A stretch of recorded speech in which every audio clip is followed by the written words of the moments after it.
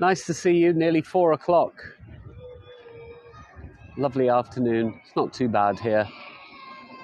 It was very cold this morning. And now, unfortunately, I've worn this enormous coat and I'm sweltering. Hi, Catherine, Caroline, Ashley, Julie, Karen, Hadria, Cornelia, Claudia, Norma, Simone, Peter, Susie, DC, Larry. Good to see you all. You might be able to hear a little child crying in the background. It's not me. So we're not far from Portobello Road Market. We're on Portobello Road. The market is lovely as it is. It's closed, which makes it great for the signal. And we've got about 2.5 minutes. I shall turn us around just to show us we're at the far end of Portobello Road. Hi, Ashley, Pearly, Hans, Renata. G'day, Jill. Deirdre, Michael. So we're right one end of Portobello Road and we're going to walk to the other end. So it's quite a long walk. There's quite a lot to talk about and lots of bits and pieces to see on the way.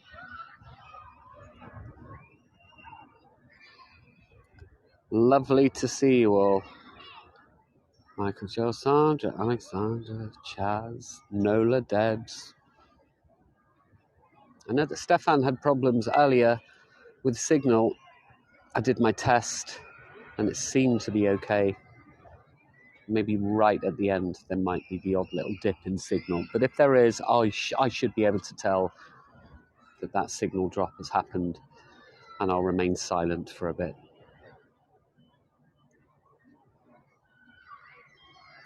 Hey, Jan, Rita. Alexander, what are you doing? Sending some link there. I don't know what that could be.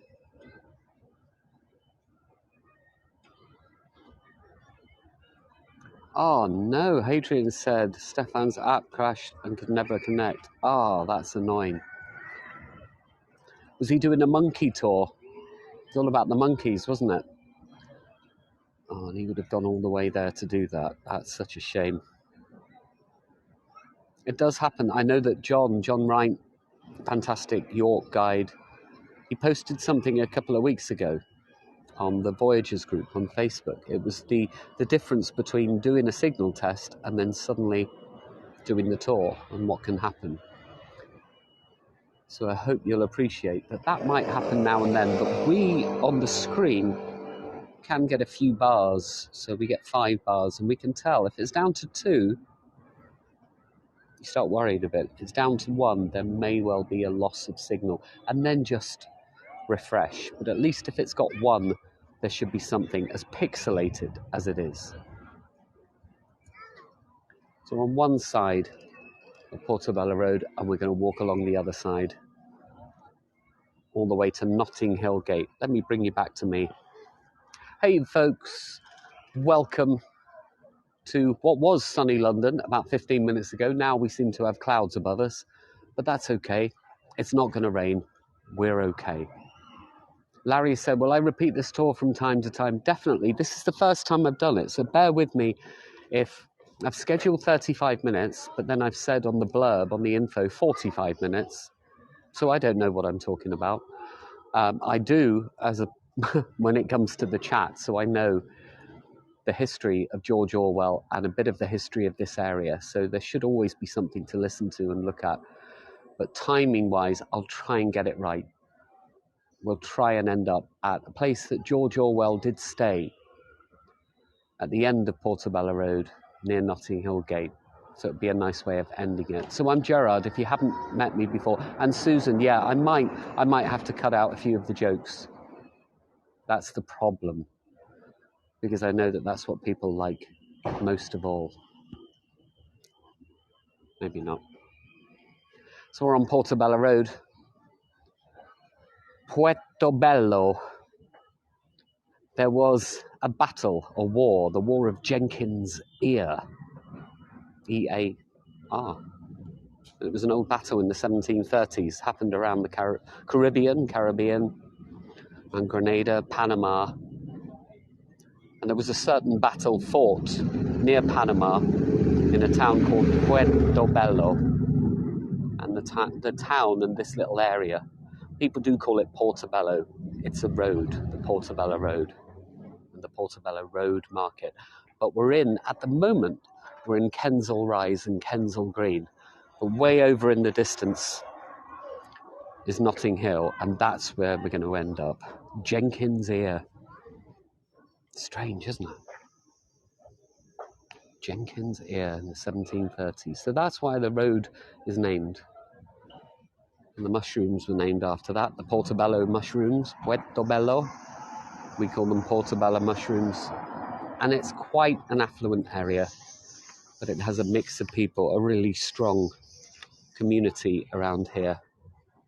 And most of this community came together in the late 1950s after the Notting Hill riots. The Teddy Boys were basically ransacking and burning and breaking in to the Caribbean population who had arrived, a lot of them on the Empire Windrush in the early 50s. They settled in this area. So different communities settled in different places. The Irish settled here as well, but most of them went to Kilburn. My mum lived not far from here when she first came from Cork. She lived on St. Mark's Road, very near the site of 10 Rillington Place. If you know the John Reginald Christie murders that happened on 10 Rillington Place, he's accused now of killing at least 8 people at Rillington Place. So this area wasn't that affluent. The rent was cheap. George Orwell lived here. Notting Hill, Ladbroke Grove. And it seems like an area suited to the kind of articles and novels and stories that Orwell himself was drawn towards, the links, the differences between rich and poor, the haves and the have-nots, the upper, middle and working classes. And Notting Hill itself, the area, is still synonymous with gentrification, upheaval. The building right there in the distance is the Trellick Tower, built in 1972. Erno Goldfinger, which is an amazing name. Okay, Susie, come again. So the Trellick Tower is a great example. 1972, it's 50 years old this year, of brutalist architecture. Goldfinger was responsible for a lot of that. And it does have a strange shape and form and look to it. But it is a protected building, a listed building, grade 2 listed. We're going to walk down Portobello Road. The signal's dropped a bit. Hopefully it will jump up as we walk down.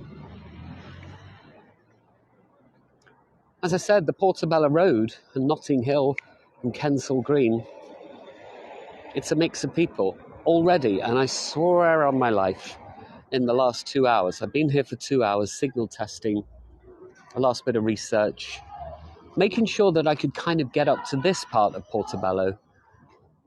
I've seen Jarvis Cocker, who's the lead singer of Pulp. I've seen Patrick Stewart, I swear on my life, walking along the road. And I've seen Damon Albarn from the band Gorillaz and previously Blur. This is in the last hour and a half or so. Yeah, they've listed it. That's good, John. Yeah, it's an amazing piece of architecture, brutalist architecture. A lot of these buildings, if you have a top 10 list of the ugliest buildings in London, or the prettiest, or the most important, places like the National Theatre and the Barbican and Trellick Tower, they often come top of both. So they're often considered the ugliest buildings in London and the most iconic. So people came here from overseas mainly the Caribbean. A lot of people in this area came from Ireland as well, and they tried to make a new life for themselves. And over the years, the rich bought enormous property. Gradually, some of those people have been pushed out, but in the late 1950s, when Notting Hill riots happened and a lot of people from the Caribbean were injured and a couple were murdered, the whole community came together. So it has still a community feel. Rich, poor, upper, middle and working classes seem to hang out here in harmony. Now we're going to talk a bit about George Orwell. Yeah, that's very, very good, Susan. I hope they noted you. Yeah, so we had Jarvis Cocker, Patrick Stewart, Damon Albarn, and then me. So you couldn't get 4 more famous people in the area. I went up to Patrick and I said, do you know how many followers I've got on Heygo? And he said, my goodness. George Orwell was not born George Orwell. He was born Eric Arthur Blair on the 25th of June, 1903, in Motihari, India. A lot of the schools are closing at the moment, so they're letting the school kids out. Put the camera in their faces. There's some artwork here which represents the market over the years. Fiona Hawthorne was the artist, by the way. Katia, I'm going to repeat this again. Well, I'm going to repeat it. If it goes well, I'm going to repeat it. If it goes horrifically wrong, this will be the last time. We shall see. 4 p.m, Claudia. So this is Fiona Hawthorne. She sketched all of these brief, quite simple pen sketches to celebrate 150 years of the Portobello market.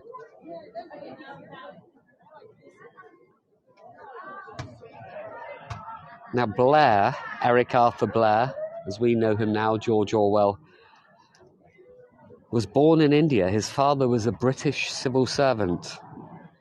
1903, the heart and the middle time, the height really, of colonialism. He spent a year there. He was only a year old, and his mother, for financial reasons, took him and his older sister Marjorie to England.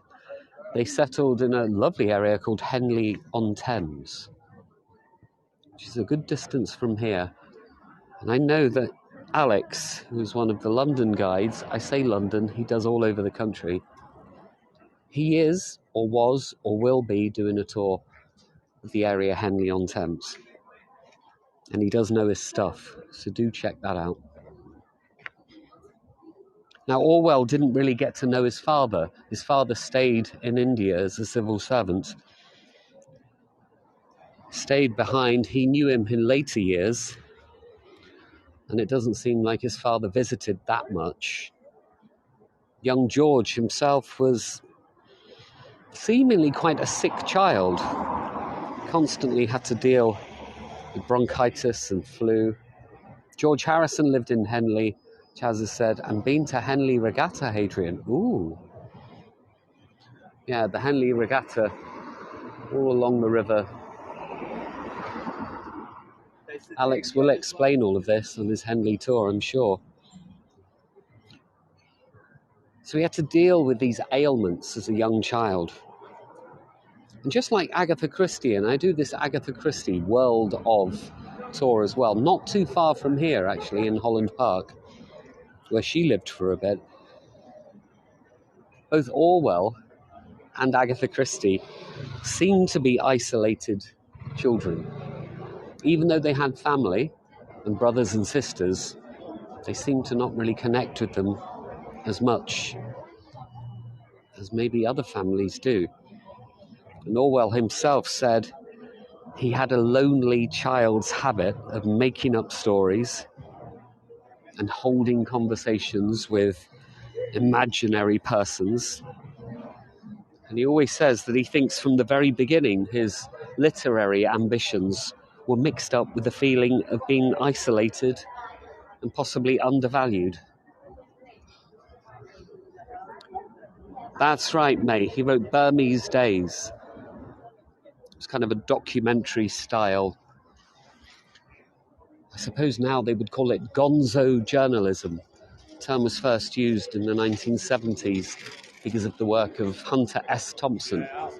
Hunter S. Thompson went to the Kentucky Derby and he put himself in his reporting. He wasn't being objective. He said, I'm part of this and I'm going to tell you my feelings on the subject. And Orwell did the same. So exactly the same as Agatha Christie. Exactly the same age.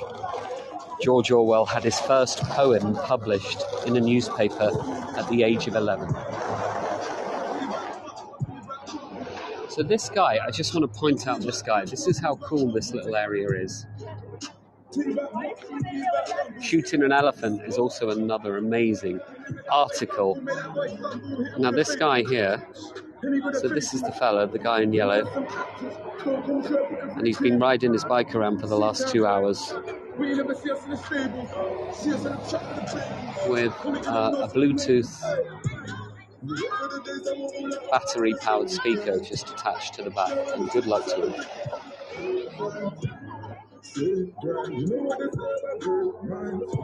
Amazing. So Peter has said, favourite Orwell book is the lesser known Coming Up for Air. It's really lesser known, that one, isn't it? And I've read them all over the years. I can't say I remember every single bit of every single one of them, but I tried to reread as much as I could, the books and the articles over the last couple of weeks since I scheduled this. He had an amazing style. Some of his articles were of... He was appreciating things. He wrote an article about the English pub. He wrote one about Charles Dickens. He hanging. And that was an article simply observing a public hanging. And one of the most moving bits of it is he watched this guy being led to the gallows. The man that was being hung or hanged saw a puddle on the ground and he walked round it to avoid it. And I found that really moving. That the two of them were alive. They were in the peak of their health. Within a couple of minutes, one of them had gone, but just before he was hanged, this man decided to avoid a puddle. I find 1984 very depressing. Well, yeah, it's not a barrel of laughs. So we had this first poem published in a paper at 11. Like a lot of families in those days, if they had the money and it was cheaper in those days, he was sent to a boarding school. This is at 7 years old, he went there. The idea of boarding school now, if you send your child to a boarding school, costs a fortune. Back in those days, it was de rigueur, it was the thing to do. Now we have a couple of plaques here. It's better if we just read them. But this is the site, this area, all of these side roads. And I try and come here most years to the Notting Hill Carnival. A lot of it started in 1959, after the Notting Hill riots. It was a way of keeping the community together. And there's a plaque up here for Claudia Jones.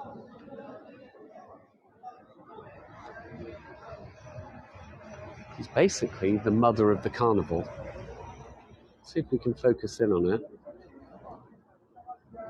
And she lived on a house on this side.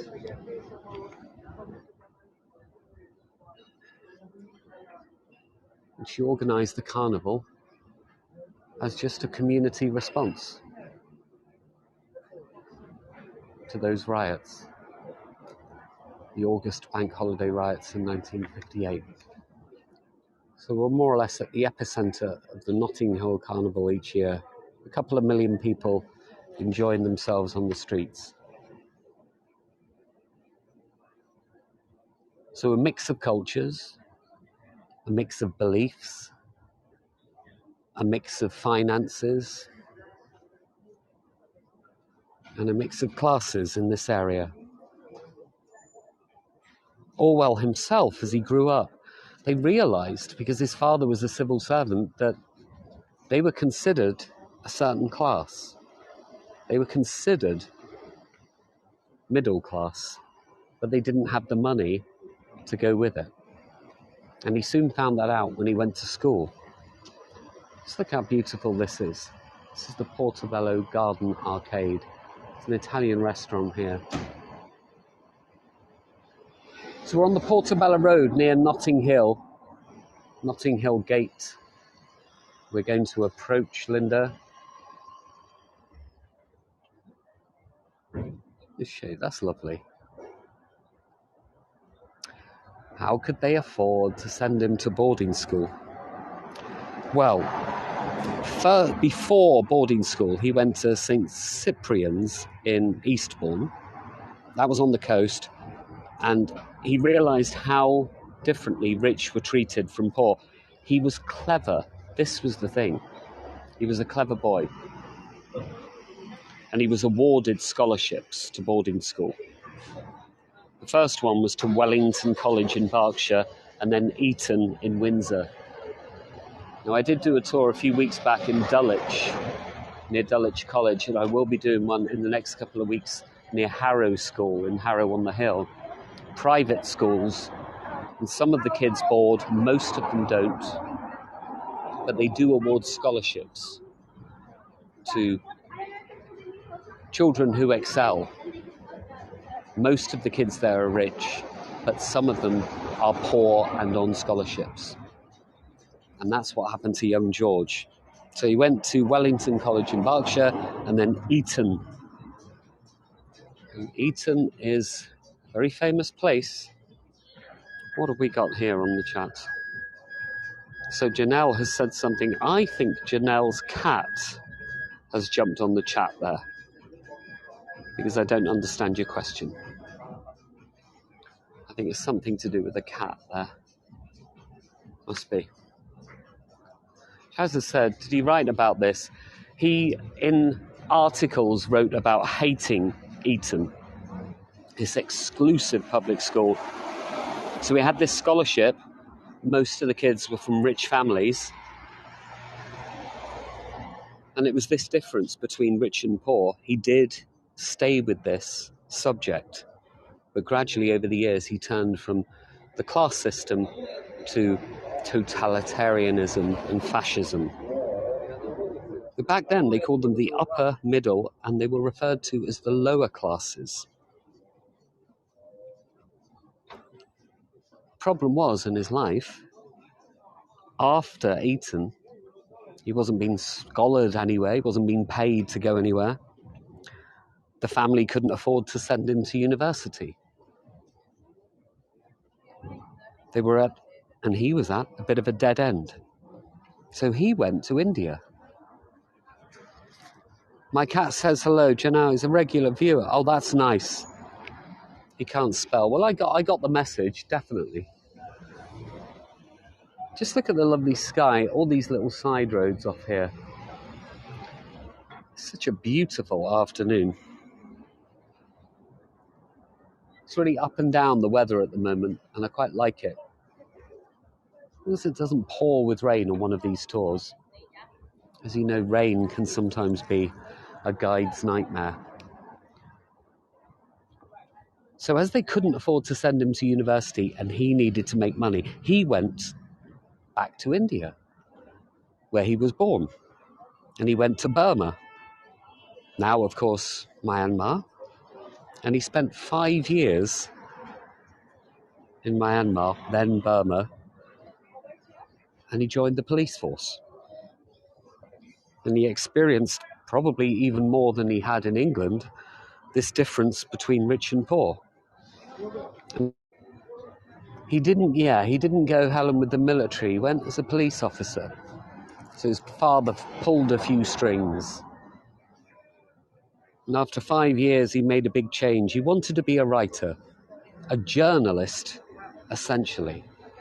Now, I need to stop talking about George Orwell for a moment because this is an exhibition of feline artists. And it just seems quite amazing that we were talking about cats. This is the Society of Feline Artists. I'm going to let you see that is their website. So do have a look at them. Yeah, Tisha said these works were done by cats. Well done. Tish, that's kind of a Jared joke. I'm not proud of you. Yeah, I don't think a cat did this. Maybe it's a cat self-portrait. This one is £1,300, but it is lovely, by Jacqueline Gaylard. And it's acrylic on board. Karen's cat is quite good at art. Well, Janelle's is quite good at typing. This is called, it's by Denise Laurent. Can you see the name of it? This is called Don't Mess With Me. That is the name of that.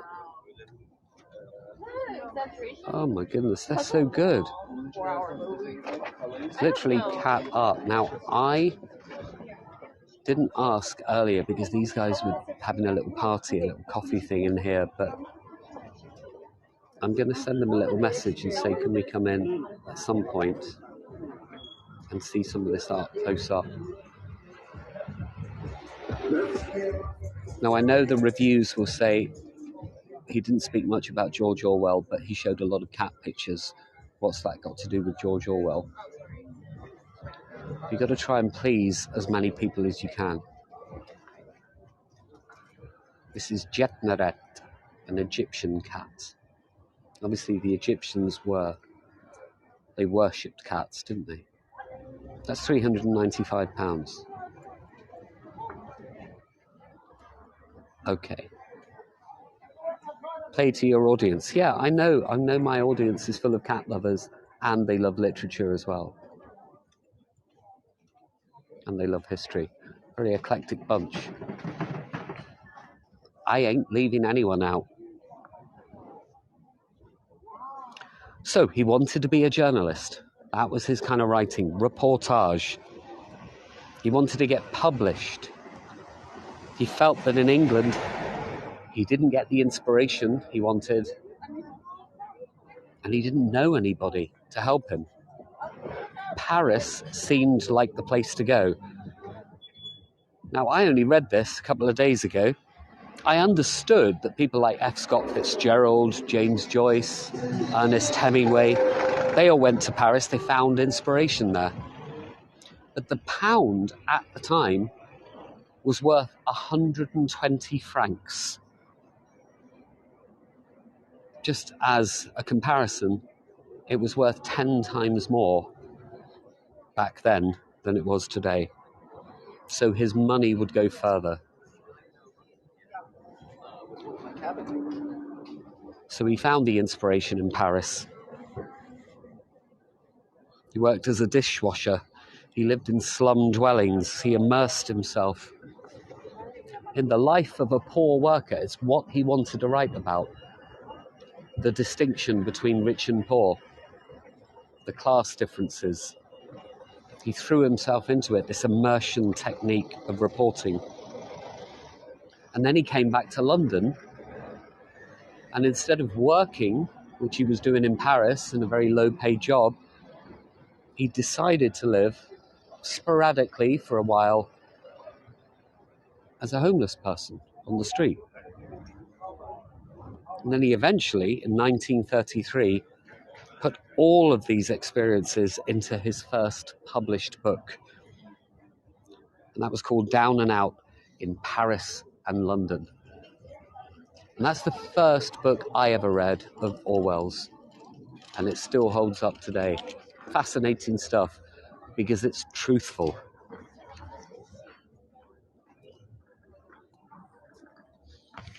The clouds are looking lovely. Portobello Road. You can see down here, by the way, these are all the market stalls. So I made sure that when we scheduled today, this part of the market wasn't open so that we get a signal.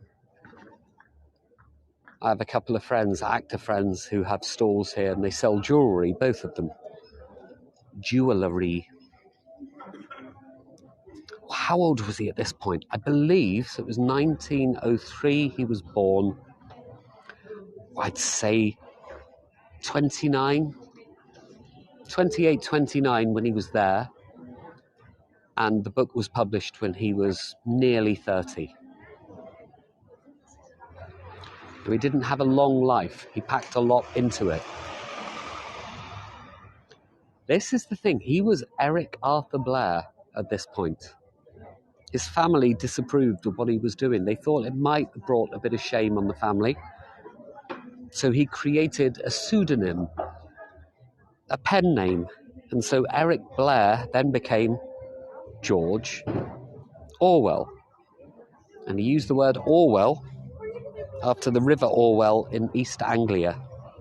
It goes from Ipswich up to the North Sea. And he thought, really, if he failed, he could just go back to Eric Blair. Also, he didn't want to embarrass his family.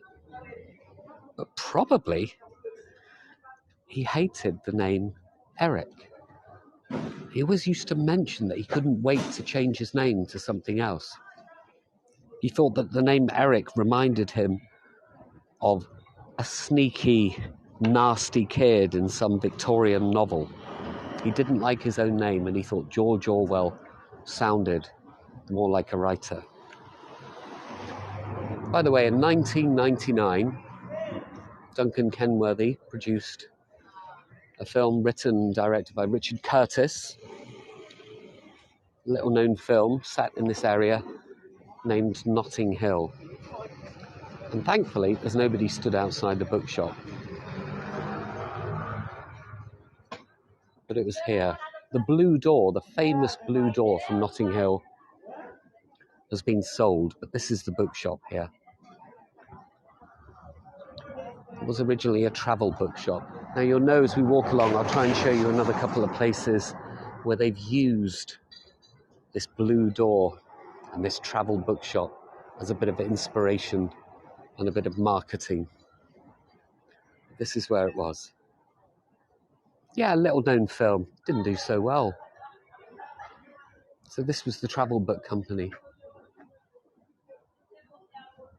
The bookshop was established on this site in 1981. And there was a different door for the film. They sold it. They made an absolute fortune. And the interior and the shop front is exactly the same. I won't go in. I haven't asked their permission. I don't like to do that. There are people. It's a bookshop. Bookshops are sacred places. That's the Notting Hill bookshop there.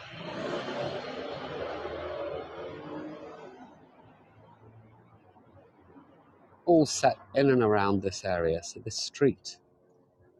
When Rhys Ifans opens the door, and all the press are there because Hugh Grant, his flatmate, has been going out with Julia Roberts' character, who's a film star. They're all gathered here.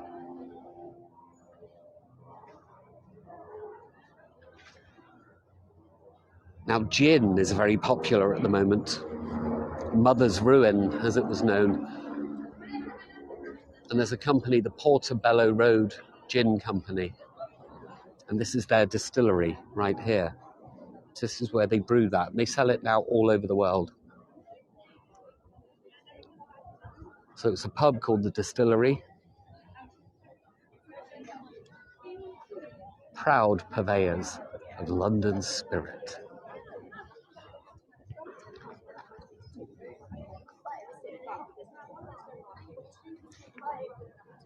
Now let's go back to Mr. Orwell, to George. He's now George Orwell. He's well known. He's not making too much money, but he's getting respected. He published another book had it published in 1934, the year after, and it was known as Burmese Days, and it offered a look at British colonialism, and it all came from his experiences, the 5 years working as a policeman in Burma. I'm just going to read some of the chat. I do apologise. Today's news is that Peter Davison, who devoted 35 years of his life revealing George Orwell, passed away in Swindon, England today. Oh my goodness, Linda. And I read some of his work. That is, yeah, that's timely. It's sad. Thank you for giving us that news.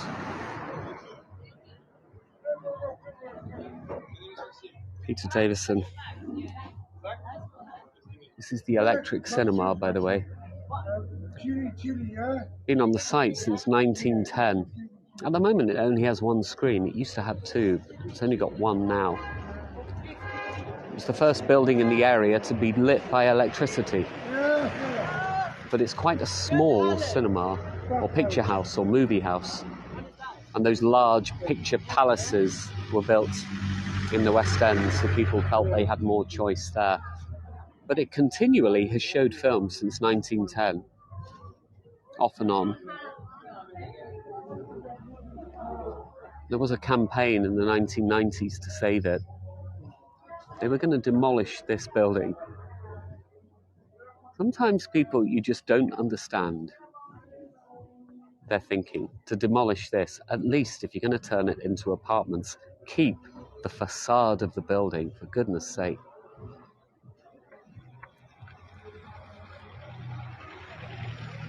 After Burmese Days was published in 1934, Orwell's interest in politics, in particular this threat of fascism and totalitarianism, it took over. It's easy for you to say. I'm wearing someone else's teeth today, that's why that was quite tricky. Totalitarianism. I could just say fascism, it would be easier. Took over most of his later work. In 1935, young George, 32 now, met Eileen O'Shaughnessy at a party. The next year they married. And as you do on your honeymoon, Eileen and George went off to Spain to fight Francisco Franco. It's what we would all do, right? But politically, they were hardened people. He went to the front line. He turned up in Spain and said, I want to fight fascism. It's literally what he said. And they said, okay, thanks very much. Go to the top of the mountain. There were trenches up there. He was 6'2". They said, keep down in the trenches. And he said, yeah, sure, I will. And one night he didn't. He stood up in the trench and he got shot in the throat. George Orwell, shot in the throat in Spain. Went to hospital. Never really was the same. Contracted many different ailments. And his health deteriorated from that day, and he didn't live that much longer. But the two of them returned to London. And Eileen started to work, believe it or not, at the Ministry of Information as a censor in London. It's so interesting that that's what happened. And then he wrote about all these different ministries later on in 1984. 1938, a few years later, George was diagnosed with tuberculosis, and it was a disease and affliction which he was never able to shake off, a disease he suffered with, battled with, for the rest of his life. Do you remember I said that people are trying to cash in on Notting Hill? The film. This is the travel bookshop. They painted it blue. They got a picture of the Notting Hill poster. It has nothing to do with the film whatsoever.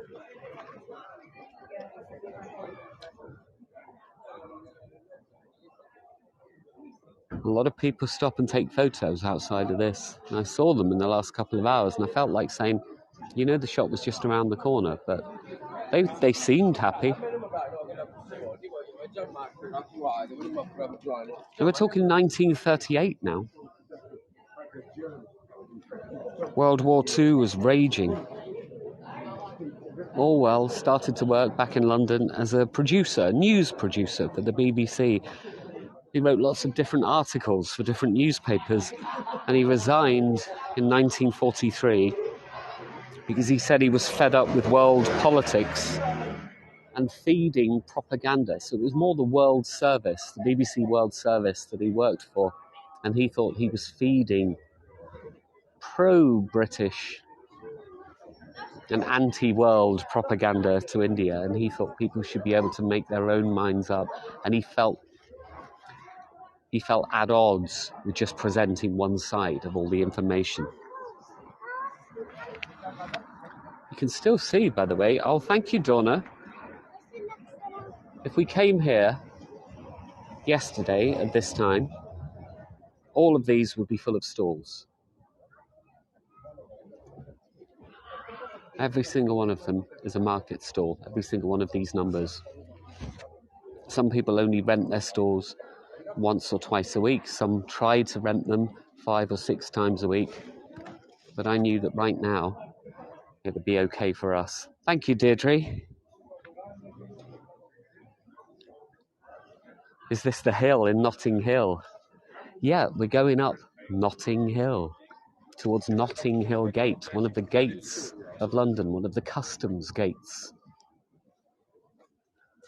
One of my favourite bakeries in the country. If you do come to London, they have a few of them now in nice areas. This is the Hummingbird Bakery. Normally they do muffins and cupcakes. Oh my goodness. It's good stuff. And right to the left of it, remember the blue door in the film Notting Hill? Well, this little clothing store is named the Blue Door. So if you paint your shop this colour, you're going to attract people. A certain type of person who comes here because they love the movie. Janella said they have several cookbooks out. They certainly do. I love a good cupcake. Thank you, Peter.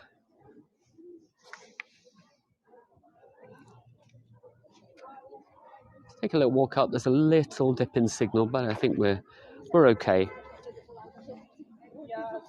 Okay, so we're getting to the stage where he is writing novels. He was writing articles. He had written reportage, so books which sounded and felt like novels, but he was involved in them. They were his own personal experiences. The Road to Wigan Pier was another. And then he worked on 2 major novels, the last 2 main works of his life. His wife Eileen died at 39, and he decided to devote himself fully to work. Animal Farm, that was published in 1945, and it was a satire. 2 pigs as the lead characters.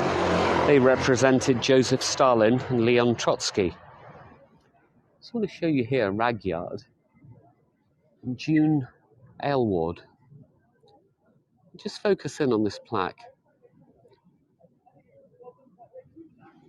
Because June established the first antique shop on the Portobello Road,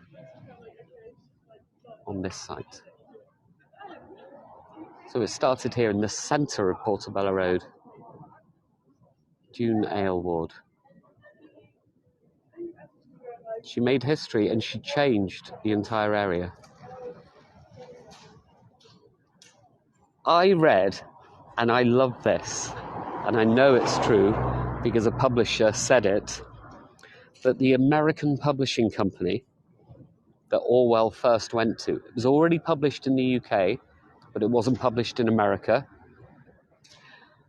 They said They didn't want to print it. It wouldn't make money. There was no market for animal stories anymore in the United States. I think they kind of missed the point, that publishing company. It was a political satire, but they just thought it was about little animals.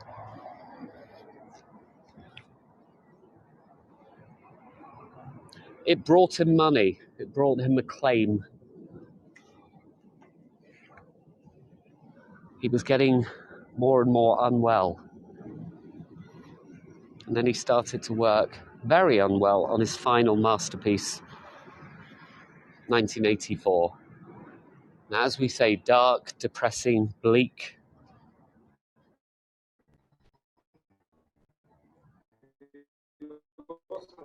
Probably the most influential. He was influenced by other people, of course, but he probably influenced more than he was influenced by.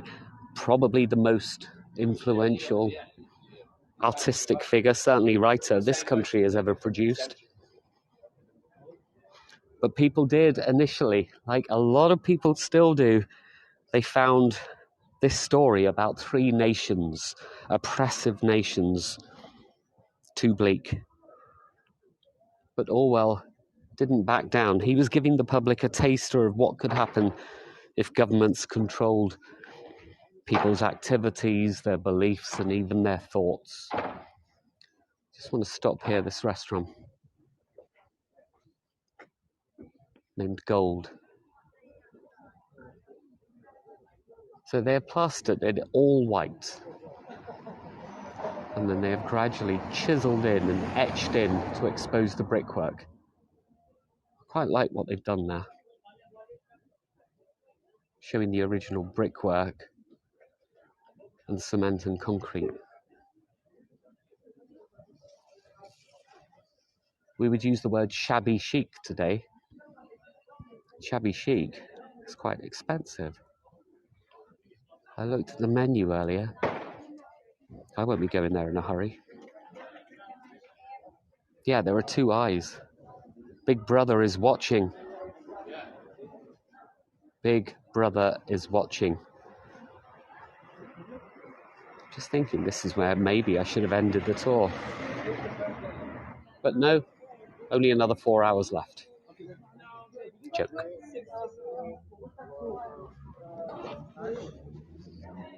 So it was completed in the last stage of his life. I'm glad you knew that I meant that as a joke. The 4 hours. I'm not that crazy. His battle with tuberculosis, it had taken over.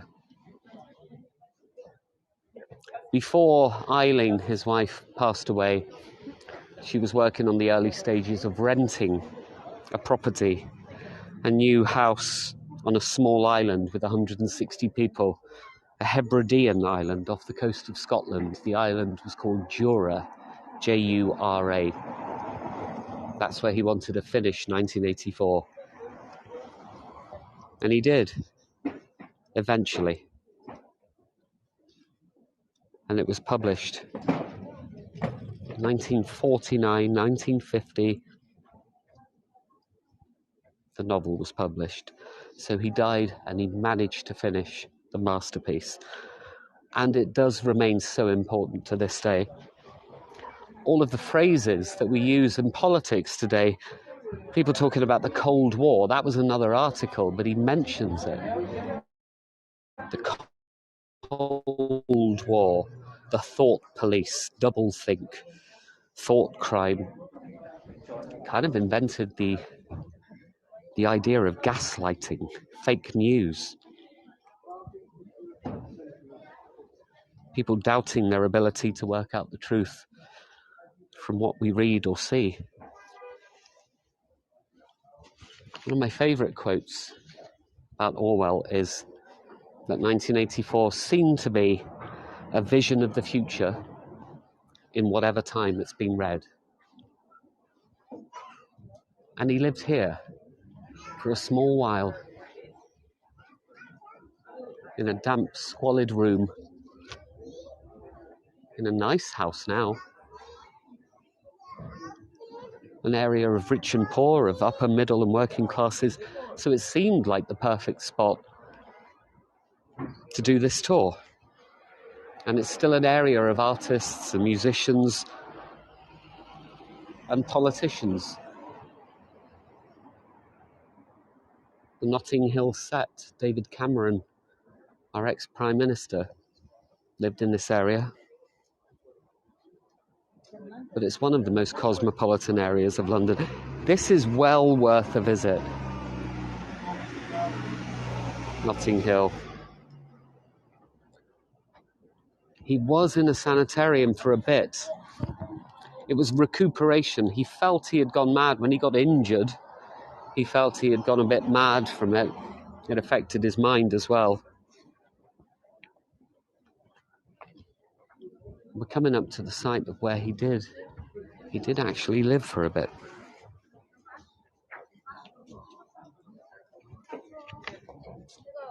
Apparently his first ever word was beastly.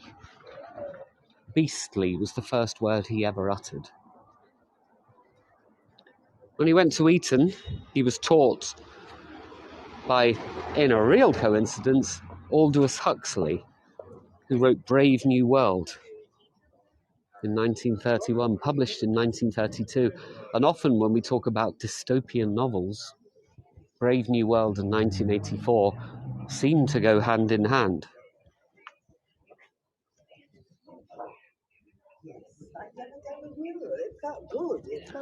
When he was researching in a real life way down and out in Paris and London, he got arrested on purpose. He got drunk one night and he caused a bit of a scene only because he wanted to be put in prison for a couple of days. Immersion journalism at its best. It seemed, as he said himself, that he read a lot of Dickens, a lot of Rudyard Kipling, a lot of H.G. Wells, a lot of Hemingway, Huxley. There was also a Russian writer, Yevgeny Zamyatin, who in 1920 wrote a novel called We, W-E. Do check that out because it is very interesting. The whole dystopian future.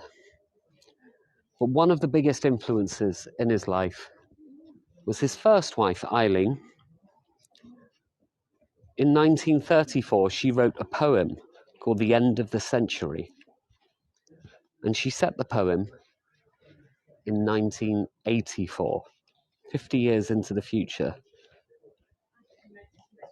And in the poem, she mentions the loss of personal freedom, a police state, mind control. So she must have been a massive influence on his life. Linda has said, I read that at some point he wanted to be married and proposed to 4 women and married the one who said yes. Well, I didn't know that. Wow, he's, what do they call that? Hedging your bets. So Orwell, as well as inventing all these other things, he basically invented what we would now call Tinder.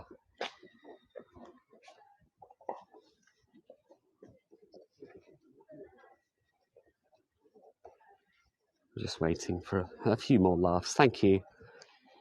I just took some silence there, so you would respect that joke. Widowland by C.J. Carey, James has said. That's good. I'm going to try that one out.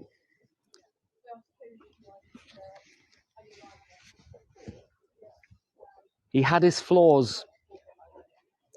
There were accusations over the years that he was slightly nasty in his writing about women.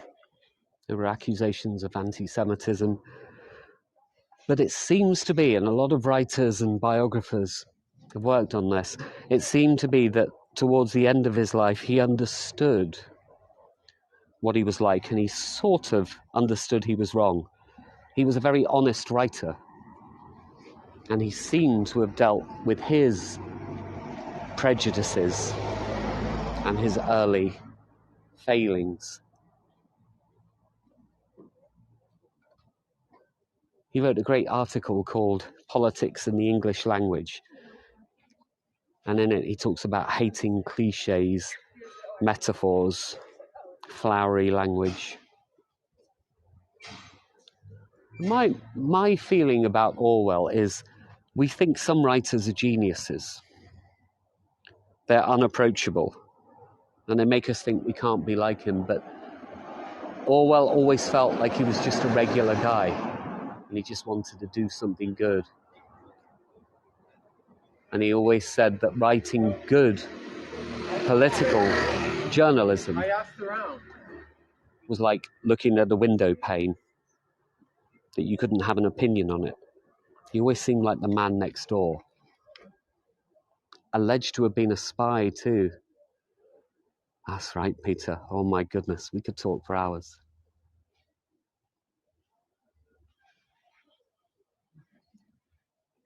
And he lived here in a small room on this site,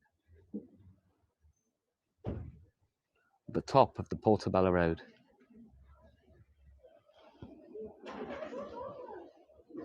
Now, I myself have a bit of a link to George Orwell.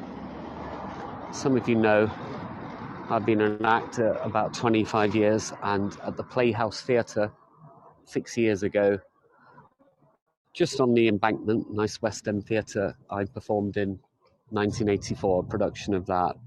And it was a bleak time. We had a family bereavement at the time, so it wasn't easy to get through all of the day's rehearsals and then the 6 months of performance.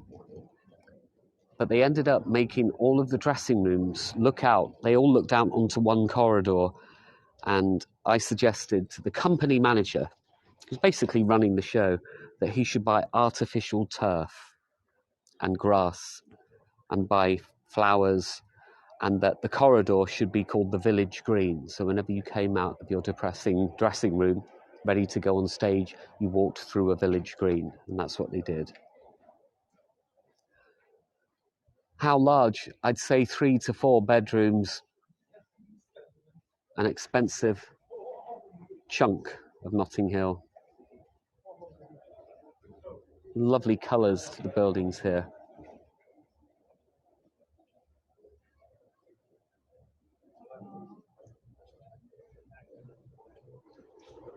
And there we are. I'm going to send you back to me. Folks, I loved doing that. I'm always a little bit nervous when I do a new tour. All of us guides are. But I thought, George Orwell, people will know stuff about him. I needed to do my research. I hope I did okay. I'll stand on the road here. Thank you very, very much. I'll do it again, I promise. I'll be putting something on the schedule very soon. Thank you, Diane. And over this weekend, I'll put a lot more on the schedule. I do a lot of ghost stories and a lot of plays from home, so I'll try to schedule a few more of those. A bit of Dickens, a bit of Poe, a bit of M.R. James. Thank you, Sarah. I make you laugh. Well, that's nice. Thank you, Jill, Penny, Catherine, Lynn, Linda, Ashley, Hillary. Oh, it's lovely. Oh, you guys are so nice. Thank you, Larry. A lovely little walk, wasn't it? And I don't think we lost signal really too much. I might be wrong, but I don't think I did. It's a nice little view back there, isn't it? I'm going to get on my tube, and then get on my train, and then go home. Thank you so much, Tish. I am doing a Shakespeare's Footsteps. It's a bit early tomorrow.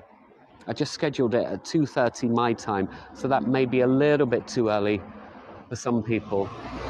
I'll schedule one for the evening for next week. I love talking about Shakespeare, of course.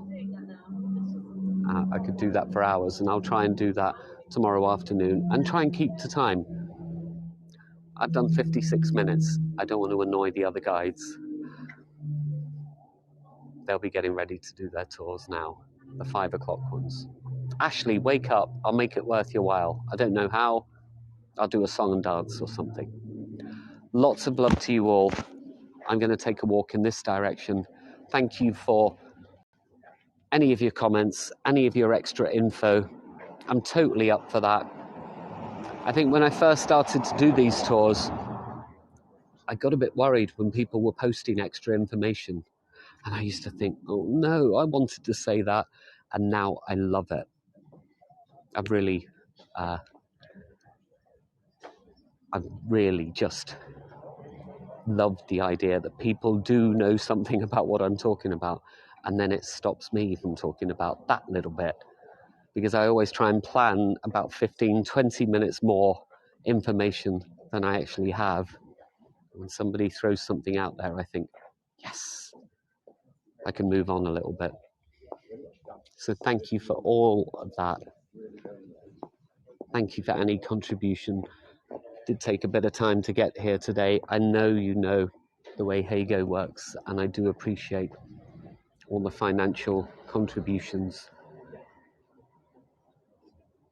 The colours are wonderful. Look at these guys.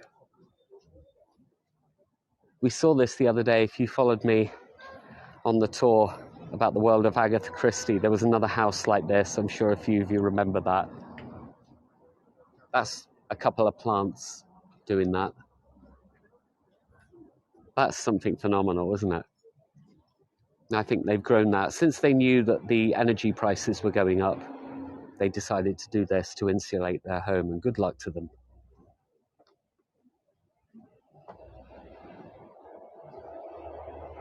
The sun hitting these beautiful stucco buildings. So they are brick, but they're just covered in plaster. A lot of Notting Hill and Ladbroke Grove, a lot of Holland Park. A lot of this area has this kind of look, which is Georgian, from the reign of George III and IV, rather than Victorian, where everything became a bit more ornate. A lot of London itself, central London, is a bit more Victorian. A lot of this is from the 1820s and 30s. Donna said, why is the phone ring when you're in the middle of a tour? James has said, a suggestion, the young Edgar Allan Poe in London. Well, I know that Nick, Great London Guide, has scheduled a Life and Times of Edgar Allan Poe. I ain't going to get involved in that. I can't do another one. But I know that he did live in Chelsea for a while. Not long, but for a little while. But that's Nick's tour. But I shall be reading more of them from home. You missed the last 5 minutes, Donna. Well, I'm sorry, Donna, but I don't want to get upset. Maybe we should have this conversation privately, but I'm not happy. You leave that phone off the hook next time. All the way up there is Notting Hill Gate. The zigzag marks. You cannot stop here for love nor money. The double yellow lines, you can do the odd delivery. You might be able to drop somebody off. If you stop on a zigzag, that is an immediate 3, if not 6 points on a license. That could take half the points on your license away. And we're talking £200 to £300 fine at least. But the money is one thing, but actually getting the points off your license. If you do this twice, that's your license gone for a year. And it's because they're all near junctions and roundabouts. I need to show you something. One last thing. Now, I've forgotten the name of it, but who knows? One of you will tell me. What's the name of the coffee where cats drink the beans and then they either vomit or they excrete them out? Does anyone know the name of that coffee?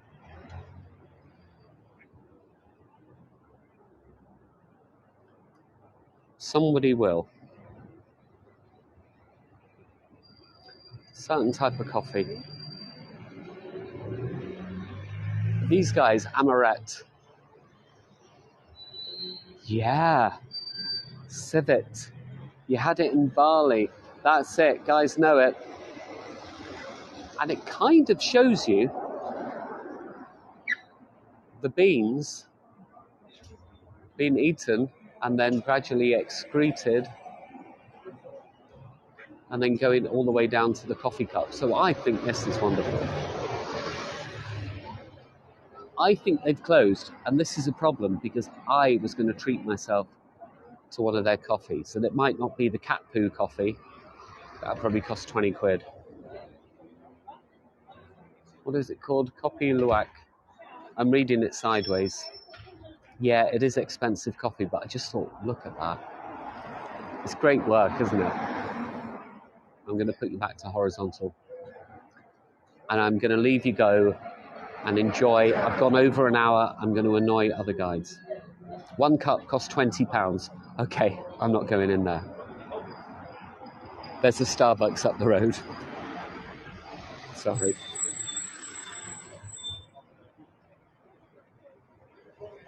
Yeah, it might cost £20. I thought you were telling me it cost £20. It costs a lot to buy it. Lots of love to you all. Thank you very much. And I will see you hopefully tomorrow. If not, over the weekend, I will be scheduling quite a few more tours and a couple of ghost stories and maybe a play from home, maybe an Alan Bennett in the next few days. Lots of love. Thank you for this. I was nervous for this tour, and I think it went as well as I could hope. And you've all been very kind. Lots of love. Bye, everyone. Thank you.